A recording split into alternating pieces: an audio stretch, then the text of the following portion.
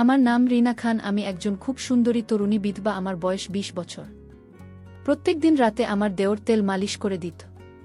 তারপর একদিন আমার পায়ে তেল মালিশ করতে করতে ও আমার সঙ্গে যা করেছিল সেটা শুনে আপনারা অবাক হয়ে যাবেন। আমার বয়স যখন ১৭ বছর তখন আমার বাবা মা আমাকে বিয়ে দিয়েছিল। তারপর আমার বিয়ের কয়েক বছর পরেই তো স্বামী মারা যায়। স্বামী মারা যাওয়ার পরে দেওর আমার সঙ্গে থাকত। আসলে আমার যখন ২০ বছর বয়স তখন আমার স্বামীর বয়স ৪০ বছর। আমার বিয়ে একজন বয়স্ক মানুষের সঙ্গে হয়েছিল। আমার স্বামী আমার চাইতে বয়সে অনেক বড় ছিলেন। আমি যেহেতু গরিব পরিবার থেকে এসেছিলাম, তাই আমার বাবা মা ভেবেছিল আমার স্বামীর বয়স অনেক বেশি হলেও সে অনেক সম্পত্তির মালিক।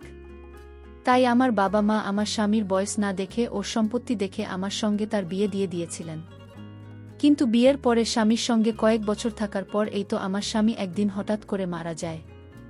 এবং আমার স্বামীর মৃত্যুর কারণটা ছিল তার কিডনি দুইটা নষ্ট হওয়া, এমনকি সে তার বন্ধুবান্ধবদের সঙ্গে নিয়ে বাড়ির বাইরে সারা রাত ঘুরে বেড়াত। আমি তো বাড়িতে সারাদিন থেকে নিজের কর্তব্য পালন করতাম। অনেক সময় মনে হতো আমার স্বামী যখন আমার প্রতি কোনো সহনশীলতা বা চাহিদা নেই, তাহলে কেন আমাকে বিয়ে করেছিল? আসলে বিয়ের পরে স্বামী কোনোদিন ভালোবেসে আমার সঙ্গে দুই একটা কথাও বলেনি।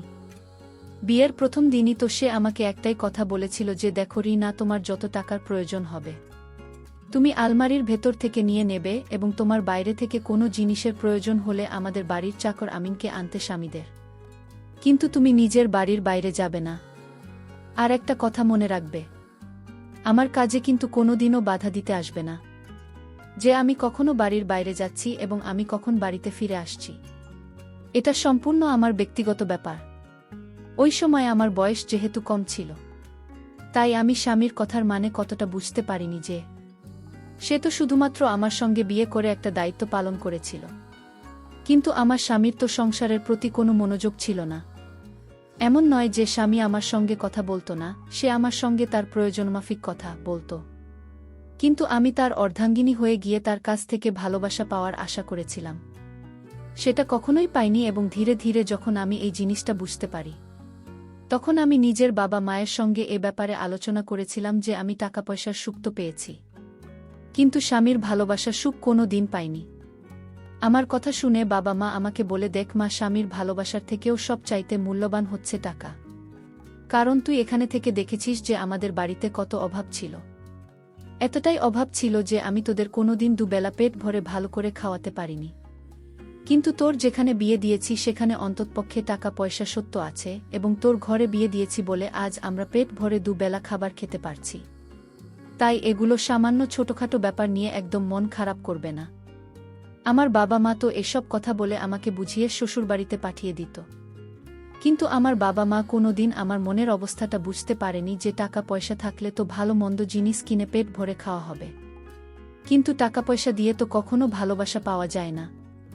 আসলে আমার স্বামী আমাদের বিয়ের পরে কিন্তু আমার গরিব বাবা মাকে প্রতি মাসে টাকা পয়সা দিয়ে সাহায্য করত, এবং এটার জন্য আমি খুব খুশি ছিলাম যে আমার স্বামী অন্ততপক্ষে আমার গরিব বাবা মায়ের ব্যাপারে তো এতটা ভাবে। কিন্তু আমার স্বামী আমার প্রতি যত্নশীল বা দায়িত্বশীল কখনোই ছিল না। এইভাবেই আমার জীবনটা চলছিল। আমি ঘরে থেকে আমার দায়িত্ব পালন করতাম, আর আমার স্বামী প্রত্যেক দিন নিজের বন্ধুবান্ধবদের সঙ্গে আড্ডা দিত। এইভাবে কয়েকটা বছর কেটে যাওয়ার পরে যখন আমার স্বামী হঠাৎ করে মারা যায়, তখন আমি কিন্তু সম্পূর্ণভাবে একা হয়ে পড়ি এবং আমাকে ওই অবস্থায় দেখে আমার দেওর আর বিদেশে যায়নি। আসলে আমার দেওর ছোট থেকেই বাইরে পড়াশোনা করত, কারণ আমার স্বামী খুব ভালো করেই জানেন যে তার ভাই যদি তার কাছে থাকে তাহলে সেও কিন্তু তার মতোই হয়ে যাবে।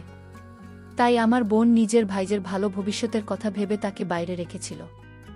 আর আমার শ্বশুর শাশুড়ি তো অনেক আগেই মারা গিয়েছিল। এদিকে আমার দেওরের বয়স ১৫ বছর হলেও তাকে দেখে তো মনে হতো না যে সে একজন ১৫ বছরের ছেলে।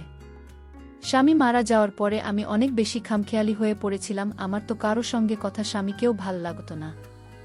যতই হোক না কেন, একটা বিধবা মহিলা, একটা মহিলার মধ্যে অনেকটা পার্থক্য রয়েছে।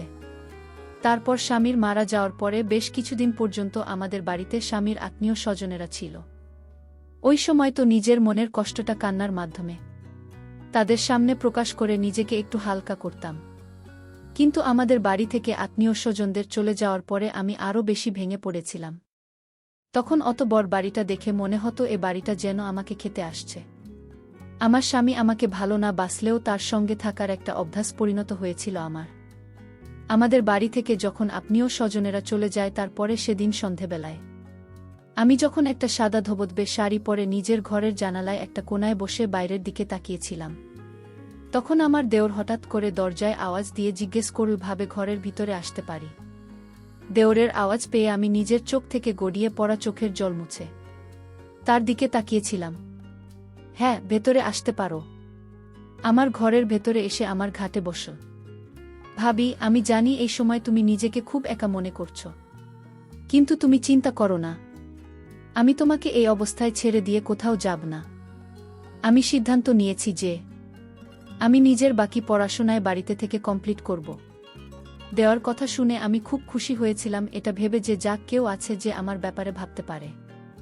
এমনকি প্রত্যেক দিন সকালে আমার ঘুম থেকে ওঠার আগেই দেওর আমার ঘরে আসত আমাকে দেখার জন্য যে আমি ঠিক আছি কিনা, এমনকি সে মাঝে মধ্যে আমার জন্য সকাল সকাল চা করে নিয়ে আসত। এমনকি সে যখন ফ্রি থাকত তখন আমার সঙ্গে বসে ঘন্টার পর ঘন্টা গল্প করত, আমাকে হাসানোর চেষ্টা করত।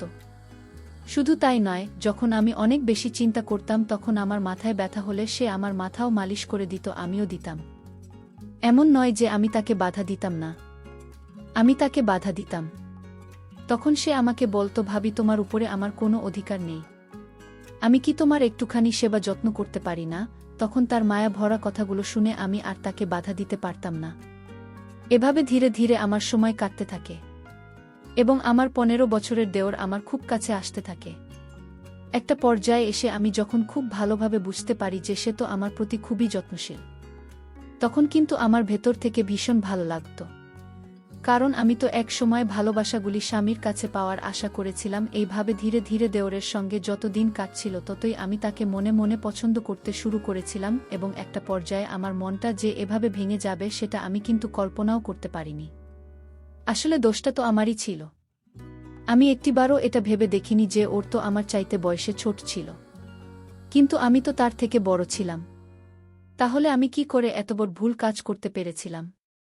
দেওর আমার প্রতি ভালোবাসা, শ্রদ্ধা ও যত্ন, এটা কি অন্যরকম ভালোবাসা ছিল, নাকি সে আমাকে সত্যিই তার দাদার বিধবা মনে করে আমার খেয়াল রাখত? আমি তো সেটাই বুঝতে পারিনি যে ও যখন আমার খাওয়া দাওয়া থেকে শুরু করে আমার শরীরের খেয়াল রাখা পর্যন্ত যত্ন করত, তখন তো আমি তাকে অন্যরকমভাবে দেখতে শুরু করেছিলাম এবং তার প্রতি আমার মনের আশা আরও বেশি বাড়তে থাকে। স্বামী মারা যাওয়ার পরে দুশ্চিন্তার কারণে আমাকে প্রত্যেক দিন ওষুধ খেতে হতো এবং সে ওষুধটাও আমার দেওর আমাকে হাতে ধরে খাইয়ে দিত, আর প্রতিটা মুহূর্তে আমাকে অজানা কষ্ট দিত। দেওর বলতো, তুমি নিজের শরীরের খেয়াল রাখো, যদি ঠিকঠাকভাবে খাওয়া দাওয়া না করবে তাহলে তোমার শরীরটা আরও বেশি ভেঙে পড়বে, এবং দাদাকে তো আমি হারিয়ে ফেলেছি, তাই আমি তোমাকে কোনোমতে হারাতে চাই না। দেওয়ালের মুখ থেকে এত ভালো ভালো কথা শুনে আমি তো তাকে অন্য কিছুই ভাবতে শুরু করেছিলাম এবং ধীরে ধীরে ওকে দেখে আমার মনের মধ্যে যে অনুভূতিটা হতো সেটা তো ভালোবাসার দিকে গড়িয়ে যাচ্ছিল। ধীরে ধীরে আমি তাকে ভালোবাসতে শুরু করেছিলাম। এমনকি এইভাবে প্রায় 3-4 মাস কেটে যাওয়ার পরে আমি নিজেকে আমার 15 বছরের দেওয়ার জন্য আবার নতুন করে সাজাতে শুরু করেছিলাম। আসলে আমার স্বামী তো আগে কোনোদিন আমার প্রতি এতটা ভালোবাসা ও যত্ন শ্রদ্ধা দেখায়নি, তাই দেওরের কাছে এত বেশি যত্ন পেয়ে আমি তাকে মনে মনে অনেক বেশি ভালোবাসতে শুরু করে দিয়েছিলাম।